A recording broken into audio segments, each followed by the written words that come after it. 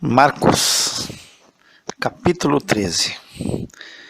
E, saindo ele do templo, disse-lhe um dos seus discípulos: Mestre, olha que pedras e que edifícios. E, respondendo Jesus, disse-lhe: Vês estes grandes edifícios? Não ficará pedra sobre pedra que não seja derrubada. E assentando-se ele no Monte das Oliveiras, defronte do templo, Pedro e Tiago e João e André lhe perguntaram em particular: Dize-nos, quando serão estas coisas? E que sinal haverá quando todas elas estiverem para se cumprir?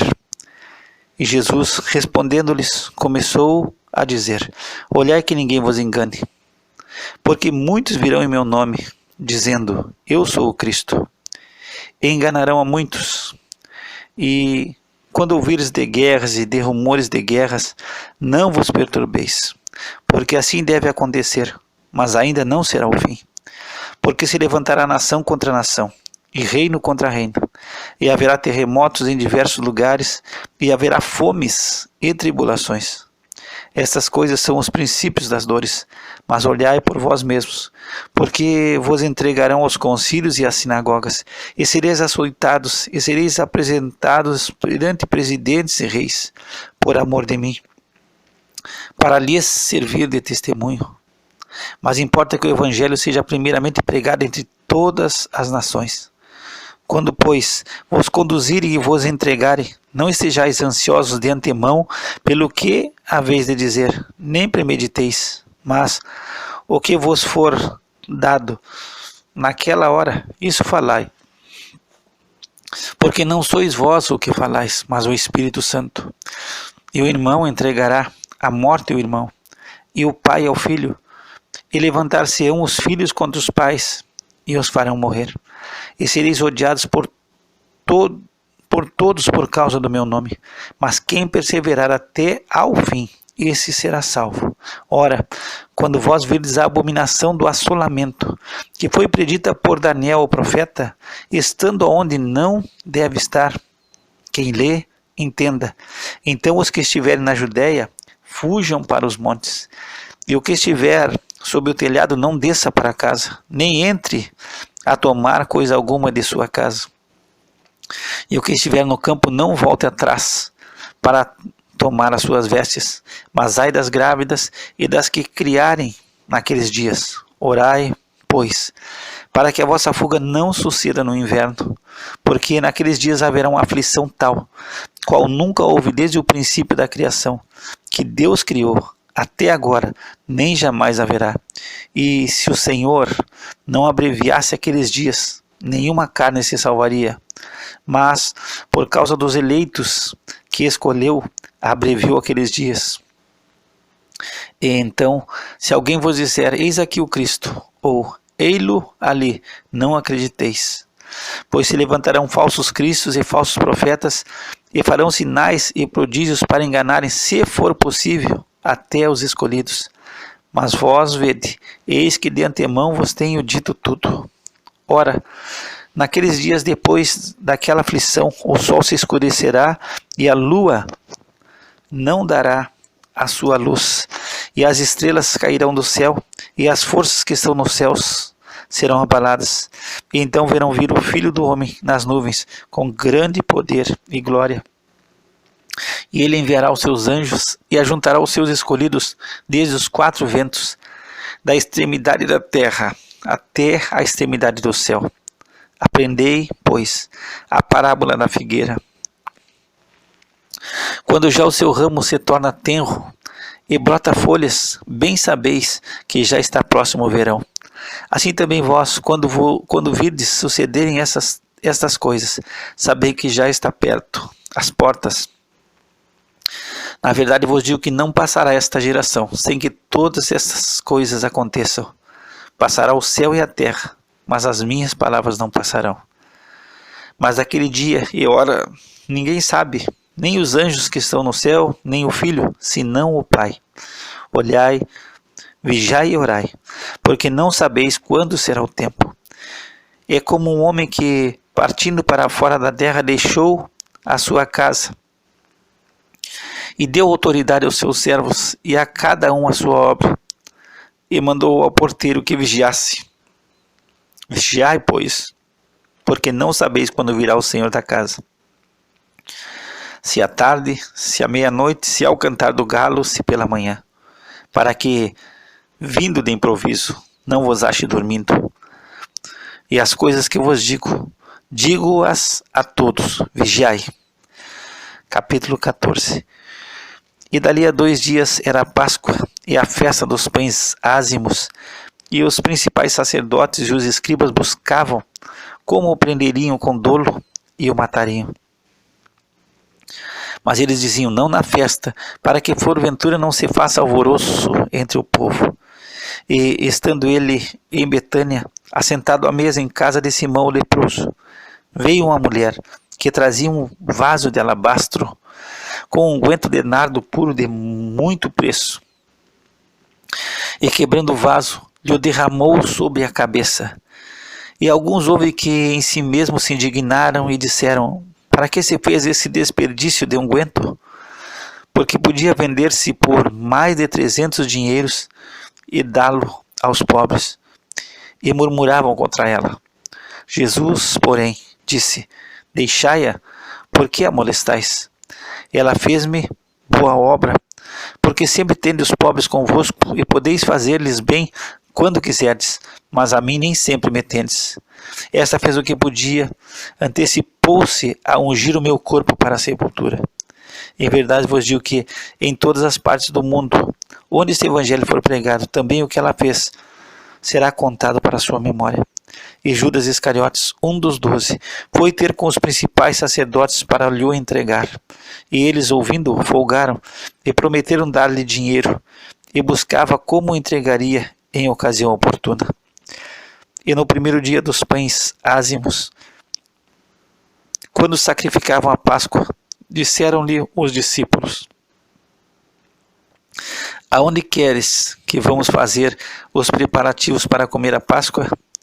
E enviou 2 dos seus discípulos e disse-lhes, ide à cidade, e um homem que leva um cântaro de água vos encontrará, segui-o. E onde quer que entrar, dizei ao Senhor da casa, o mestre diz, onde está o aposento em que hei de comer a Páscoa com os meus discípulos? E ele vos mostrará um grande cenáculo, mobiliado e preparado. Ali preparai-a para nós. E saindo seus discípulos foram à cidade e acharam como lhe tinha dito, e prepararam a Páscoa. E chegada a tarde, foi com os 12. E quando estavam assentados a comer, disse Jesus, em verdade vos digo que um de vós, que comigo come, há de trair-me. E eles começaram a entristecer-se, e a dizer-lhe, um após outro, sou eu? E outro disse, sou eu. Mas ele, respondendo, disse-lhes, é um dos 12, que põe comigo a mão no prato. Na verdade, o Filho do Homem vai, como dele está escrito, mas ai daquele homem por quem o Filho do Homem é traído. Bom seria para o tal homem não haver nascido. E comendo eles, tomou Jesus pão e, abençoando-o, o partiu e deu-lhe, e disse, tomai, comei, isto é o meu corpo. E tomando o cálice e dando graças, deu-lhe, e todos beberam dele. E disse-lhes, isto é o meu sangue, o sangue do Novo Testamento, que por muitos é derramado. Em verdade vos digo que não beberei mais do fruto da vide, até aquele dia em que eu beber novo no reino de Deus. E tendo cantado hinos, saíram para o Monte das Oliveiras. E disse-lhes Jesus, todos vós esta noite vos escandalizareis em mim, porque está escrito, ferirei o pastor, e as ovelhas se dispersarão. Mas depois de eu houver ressuscitado, irei adiante de vós para a Galileia. E disse-lhe Pedro, ainda que todos se escandalizem, nunca porém eu. E disse-lhe Jesus, em verdade te digo que hoje, nesta noite, antes que o galo cante 2 vezes, 3 vezes me negarás. Mas ele disse com mais veemência, ainda que me seja necessário morrer contigo, de modo nenhum te negarei. E da mesma maneira diziam todos também. E foram a um lugar chamado Getsêmani, e disse aos seus discípulos: assentai-vos aqui, enquanto eu oro. E tomou consigo a Pedro, e a Tiago e a João, e começou a ter pavor e a angustiar-se. E disse-lhes: a minha alma está profundamente triste até a morte. Ficai aqui e vigiai. E tendo ido um pouco mais adiante, prostrou-se em terra e orou para que, se fosse possível, passasse dele aquela hora. E disse: Abba, Pai, todas as coisas te são possíveis. Afasta de mim este cálice. Não seja, porém, o que eu quero, mas o que tu queres. E chegando, achou-os dormindo e disse a Pedro: Simão, dormes? Não podes vigiar 1 hora? Vigiai e orai, para que não entreis em tentação. O espírito, na verdade, está pronto, mas a carne é fraca. E foi outra vez e orou, dizendo as mesmas palavras. E voltando, achou-os outra vez dormindo, porque os seus olhos estavam pesados e não sabiam o que responder-lhe. E voltou terceira vez e disse-lhes: dormi agora e descansai. Basta, é chegada a hora. Eis que o Filho do Homem vai ser entregue nas mãos dos pecadores. Levantai-vos, vamos, eis que está perto o que me trai. E logo, falando ele ainda, veio Judas, que era um dos 12, da parte dos principais sacerdotes e dos escribas e dos anciãos, e com ele uma grande multidão com espadas e varapaus. Ora, o que o traía tinha-lhes dado um sinal, dizendo: aquele que eu beijar, esse é, prendei-o e levai-o com segurança. E logo que chegou, aproximou-se dele e disse-lhe: Rabi, Rabi, e beijou-o. E lançaram as suas mãos sobre ele e o prenderam. E um dos que ali estavam presentes, puxando da espada, feriu o servo do sumo sacerdote e cortou-lhe uma orelha. E respondendo Jesus, disse-lhes: saístes com espadas e varapaus a prender-me como a um salteador? Todos os dias estava convosco ensinando no templo, e não me prendestes, mas isto é para que as escrituras se cumpram. Então, deixando-o, todos fugiram.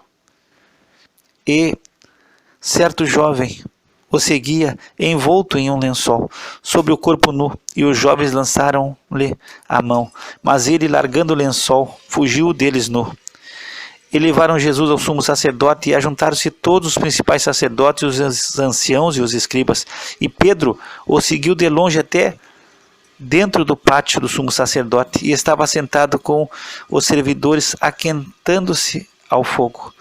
E os principais sacerdotes e todo o concílio buscavam algum testemunho contra Jesus para o matar, e não o achavam, porque muitos testificavam falsamente contra ele, mas os testemunhos não eram coerentes.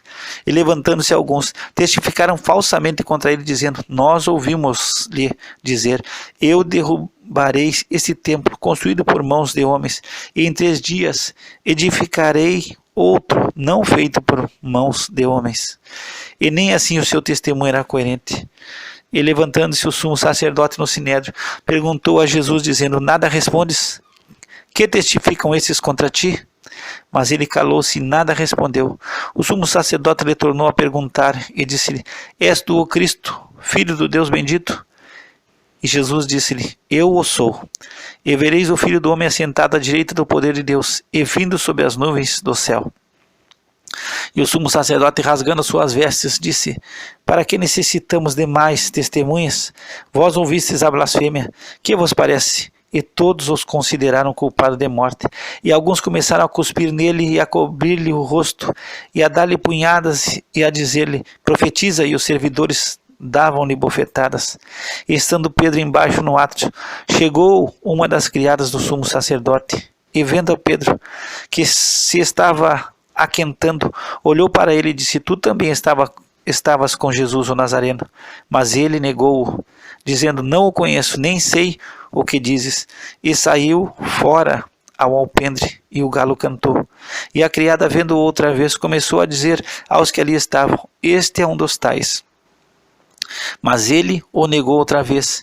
E pouco depois os que ali estavam disseram outra vez a Pedro: verdadeiramente tu és um deles, porque és também Galileu, e a tua fala é semelhante. E ele começou a praguejar e a jurar: não conheço esse homem de quem falais. E o galo cantou 2ª vez, e Pedro lembrou-se da palavra que Jesus lhe tinha dito: antes que o galo cante 2 vezes, 3 vezes me negarás. E pensando nisto, chorou.